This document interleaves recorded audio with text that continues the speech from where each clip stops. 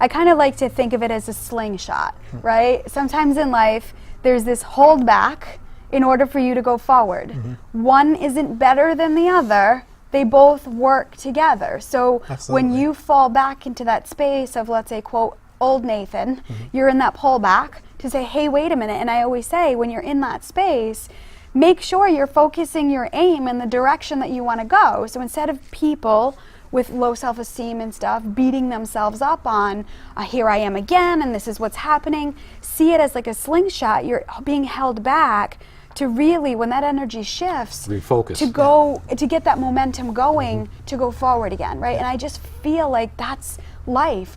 And again, no one is better than the other, but one needs the other to keep the energy moving. That's a good technique. That's a good technique.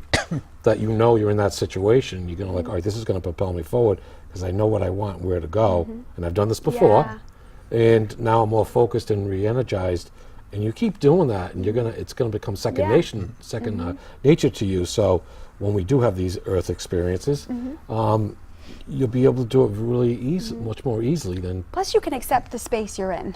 We're not always going to be happy. You're aware of it, and you it's accept part it. of being human, and that helps with acceptance, especially since the root of everything, any type of relationship, growth, connection, oneness, really focuses on the self part first. Knowing yourself and who you are in this moment. Because who I am now is definitely different and has changed drastically from who I was 6 months ago. So you really have to give yourself that meditation, that space to sit with, well, who am I now and how am I feeling? But unfortunately, we live in a society that bases everything on the external. You know what I mean? The job you have, the people you know, the money you have, things like that, where it takes people out of the self, and it's only when they're really crashing, depression, in this really bad spot, that they make some type of shift and change. But I'm saying it doesn't have to get to that point. If you can recognize this is a holdback or this is a pullback, in order for me to go even further, it's an opportunity to accept that in that space. I think what happens is, for those people, when things get so bad, it gets to the point where all they have is themselves.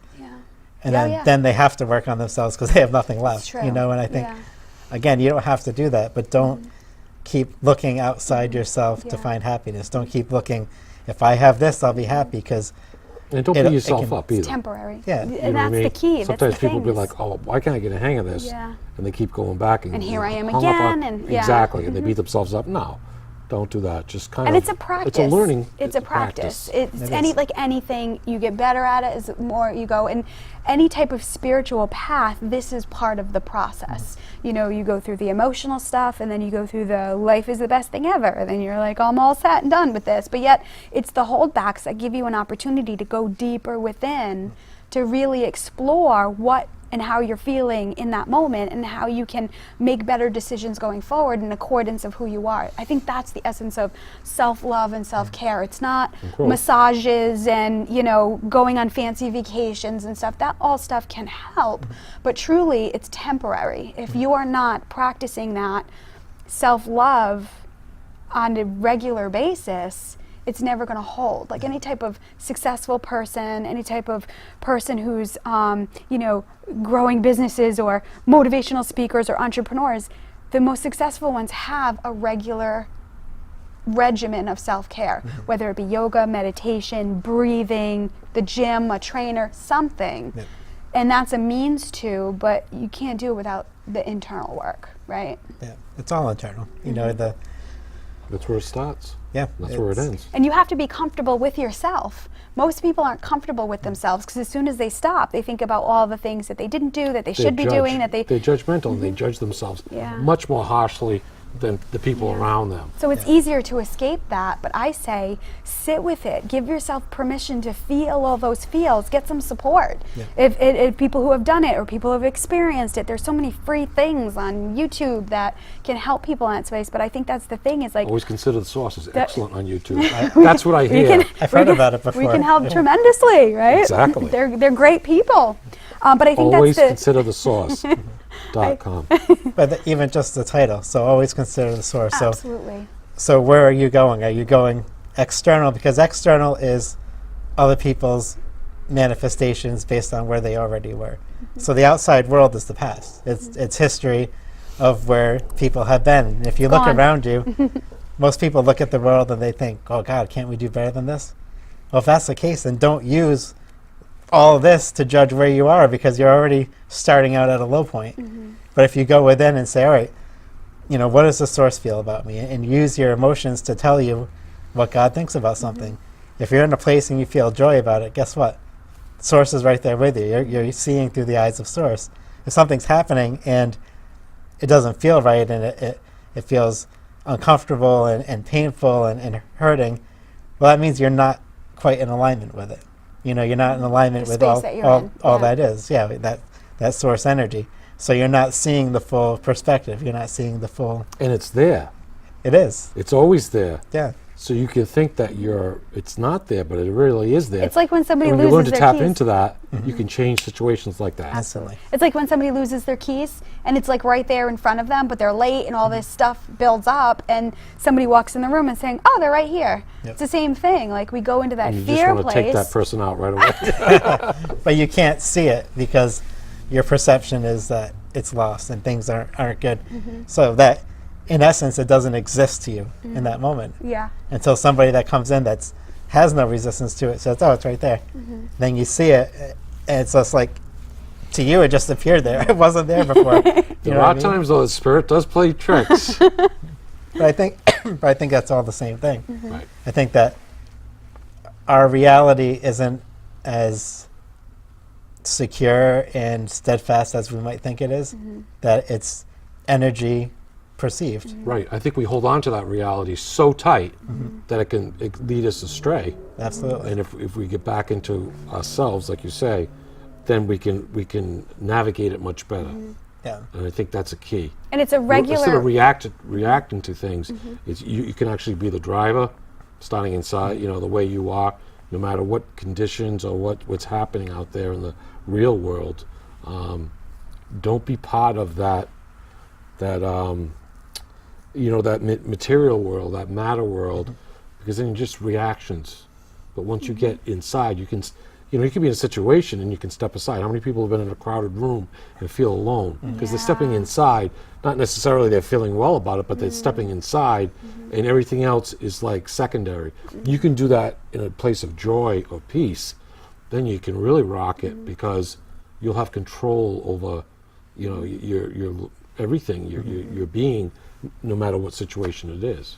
But it takes practice, like and you that's said. important. Like you could be in a crowded room and feel lonely, or you could be completely with yourself and feel absolute joy. Right. And that's the thing that we've got to learn. And I think it goes back to regular reevaluation and getting comfortable with the thoughts you're having and knowing that that's what they are. They're thoughts, and that you have the ability to shift them and choose, am I going to attach to these or not? Right. So you can actually be in that crowded room and tap into the way you felt when you were alone. Let's say at home you're painting or listening to music, you're just in your happy space. But you can learn to take that when you go out in certain situations you might not like to be in. You know what I mean? You might be visiting a friend in a hospital and you just really, don't feel really well, but you could tap into that security that you have inside that you've actually felt before in different situations. Does that make sense? Yeah. Yeah, one of the ways my guides had explained it to me years ago, so I don't know if they would explain it the same way now, but I think it's beneficial for people, is they said if you're trying to change your life based on the outside world, then you're taking already manifested energy and then you have to break it down and then create something else. They said, but if you go within, you're taking pure unmanifested energy from the source, and it's a lot easier to mold into what you want. Yeah, there's more work the other way, right? Exactly. You're trying to break and when down. you're doing construction, there's always injuries. You know what I mean? Or there's always dust. And do you want to build a house from new materials, or do you want to break down an old house and then try to build a new house Well, from it? thinking of it that way, it takes so much more energy to break it down, Right. Exactly. where you just get new material, and that's what happens. I think people get exhausted. That's why so many people quit before the miracle, or quit before it's, because it's almost like you burning like all that energy, unnecessary energy. Exactly. Because you're externalizing it, and then once you internalize it and know that the energy is coming through and that source is bringing it to you, and it's then what you're looking for, that manifestation that you're asking for, that lover, that object, whatever it is flowing in the energy through you and being created for you out there, and that energy is pulling the pieces together, instead of you trying to take something that's there, a relationship you're in, break it apart and then try to put it back together the way you want. Let source do the work. Let go and let God, they say, is, pull the energy in, ask for it. Go with the flow. And then don't control it. Yeah. Let it out there, because the source energy is connected to everything. This idea of, like you just said, let go and let God, and go with the flow. Those are the terms we use for exactly what you're explaining. Yeah.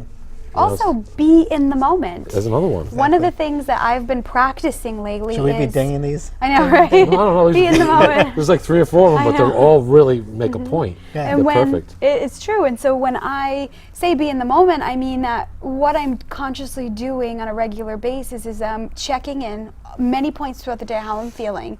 And when I have moments of joy, of happiness, or I feel free, or there's something I really am in a good place or enjoying, I'll put that out there. I'll stop, I'll pause with that emotion. I'll say, universe, bring me more of this or something even better. And it's not the actual thing, awesome. It's the way I want to feel. Yeah. So like when let's say those $100 bills show up in my life, I look at those $100 bills with joy and saying, universe, bring me more of these or something even better. And lo and behold, those $100 bills start showing up. So this is a part of being present and radiating on that energy. Even if somebody lets me go at a stop sign, I'll say, universe, send me more helpful people like that in my life or something even better. And it can manifest in different ways. Absolutely. You could say, like, you feel the joy of, let's say, finding $100 bills. Next fall, you could be walking through a beautiful, an orchard or something like that, and, it's just a perfect sunset. You get nice apples or something, you make a pie, and you just have this wonderful feeling of nature and that energy, joy that you actually created 6 months earlier by putting out to the universe. Oh, I want to feel like that more often. I want to feel. They'll create times where throughout your day, you get those little snippets. And I think it's practice, like you said. It really I think is. it's more we practice it, the easier it get. And I think there's some people out there that they've practiced it so long. We all know certain people that just seem to be at peace and very, they're in like a good space all the time. And I think they've just practiced what we're talking about for longer than we have. And these are the specifics and how to get there, right. The things that worked, and how to get there. And I have to say, I think when you're in that space of like wanting more joy or adventure, play, laughter, fun, and freedom, that's the energy that I keep rating it out. I really think the energy in its intelligence wants to play with you too. So they'll come in with unique ways that you'll feel that feeling. Do you know what I mean? And I think that's a part of playing with energy and playing with the universe. And part of that feeling of immense joy usually comes from the spontaneity of something different. Absolutely. Like, excuse me, Right. A joke isn't funny if you know the punchline. But what's funny about jokes usually is the being caught off guard by what comes next. Well, because you're not trying to control it. Exactly. Spontaneity. Like, how many times have people decided, what do you want to do today? Let's just go for a drive. Let's not make plans. And sometimes you have these wonderful experiences that you remember the rest of your life. Remember that day a couple of years ago when we did that just out of the blue, and like, oh yeah, that was fantastic. It's because we're not trying to control it. We've already put the intentions out there before, and we're just letting the universe put it all together for us.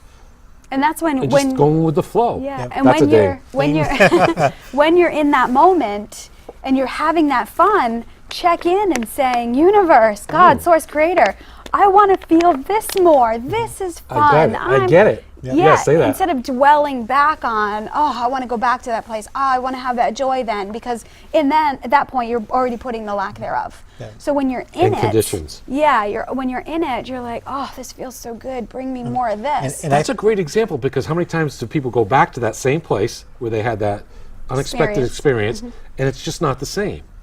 Because they can never recreate that. No, because they're putting all sorts of conditions on it. The way I felt, I want to feel that particular way at that particular place. It doesn't work that way.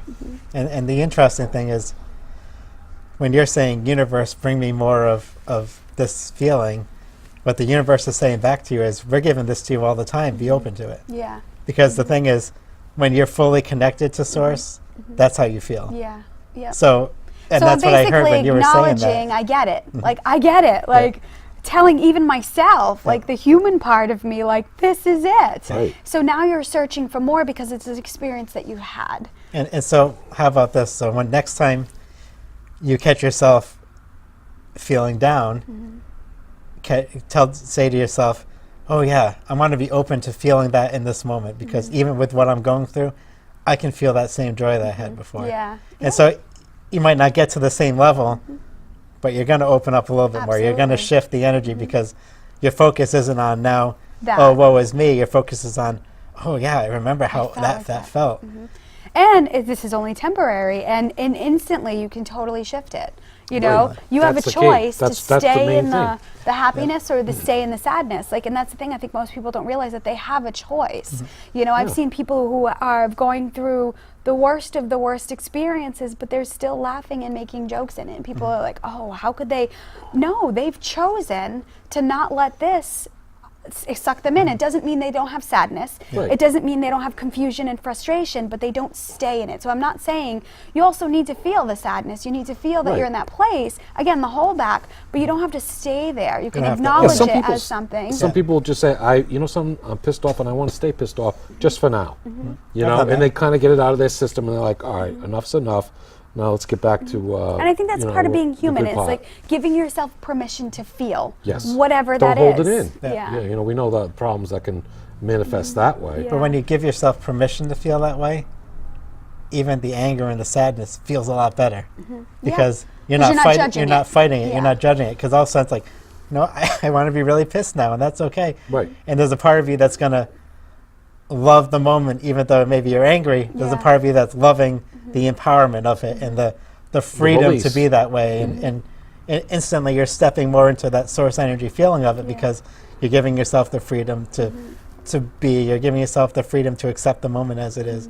You're giving yourself the freedom to live without judgment in this experience. And so instantly you're shifting. As long as that it doesn't get chronic, where people will feed off of that drama, negativity. That's how they'll feel alive. It can actually, but chronic becomes unconscious, I think. It can create certain chemicals and stuff in your bodies where it can feed into, if you have certain, things going on, it can feed into a major depression or situational depression. They create more of it. They can create more of it, and then, it can manifest on itself. But I think that most people that enable themselves to say, I'm going to feel angry about this today, and that's okay, I think they prevent the chronic because it's a conscious decision. I agree. Right. Because once it becomes unconscious and you love that feeling, because some people love misery. You know what I mean? I think they're the ones that... I don't know if they love it, but that's what they know. They're comfortable. No, they feed off it. And or people that like confrontation and stuff, it makes them feel alive. And they're usually searching for something else. So the people that thrive on sadness, they're seeking attention. Right. So they use their pain and their suffering to get attention from other people. Well, like you said, sometimes it's a feeling. And sometimes a feeling is better than being without feelings or lonely or whatever. So, they feel a confrontation, they're having an interaction with another person.